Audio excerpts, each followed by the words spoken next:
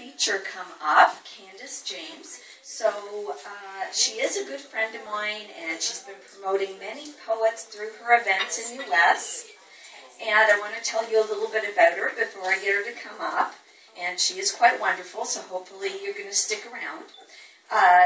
Candice is the current Poet Laureate of New Westminster. She's written 4 books of her poetry. Her latest, Midnight Embers, has been nominated for the Griffin Award for Excellence in Poetry for this year, which is really amazing. She's been featured on radio, TV, stage, and her poetry has been published internationally in magazines and anthologies. So could you all please, with a warm round of applause, welcome up our warm and talented Candice James.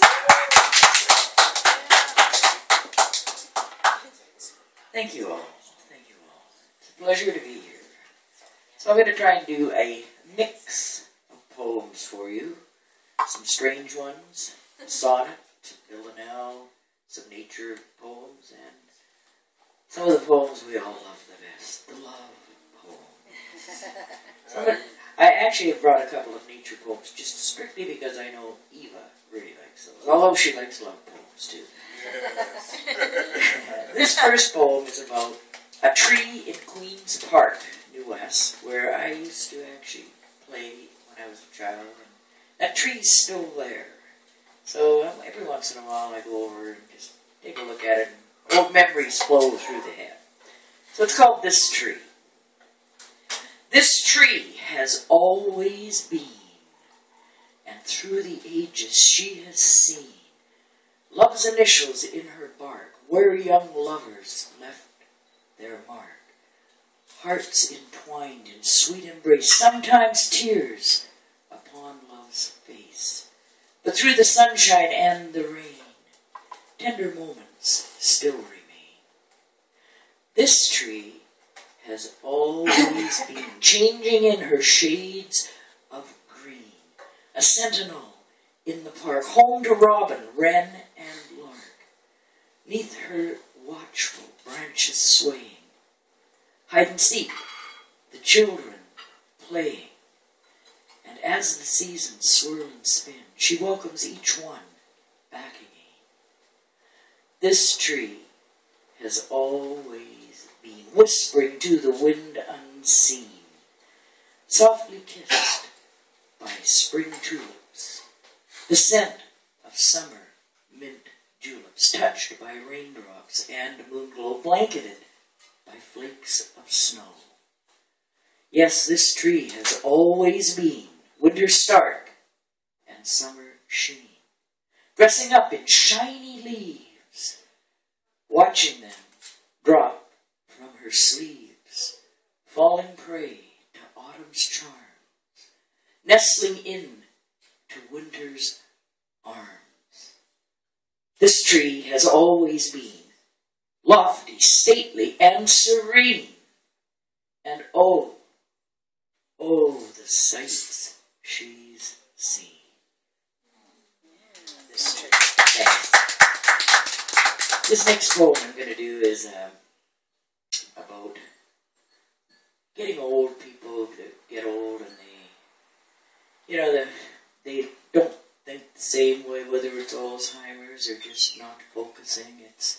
It's quite sad to witness, and I wrote this after somebody that was very near and dear to me passed away in November. And it's called Dried Flowers of Youth.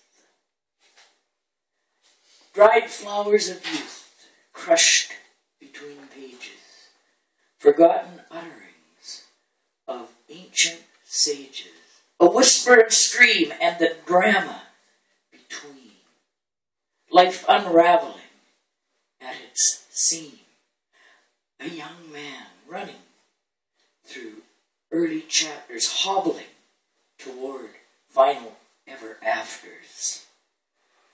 Slowly you're slipping and sliding away into that nether world of yesterday, time catching up with her elusive prey.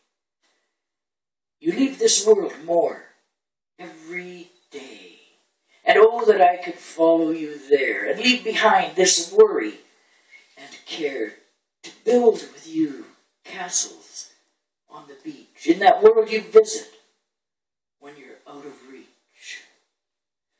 Whispers and memories of your sweet song. When you were young, when you were strong, before the years made your bones ache, before your hands started to shake, before you had to be wheeled in a chair, before time left you nothing to spare.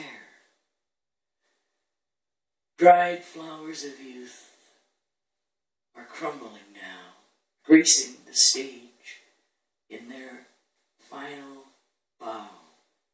Your frailty of heart will soon set you free, and far, far away you'll fly from me, to a place where streets are paved in gold, where dreams cannot be bought or sold, where music never ceases to play. It will call softly to you and take you away. And as you leave this world behind, the best part of me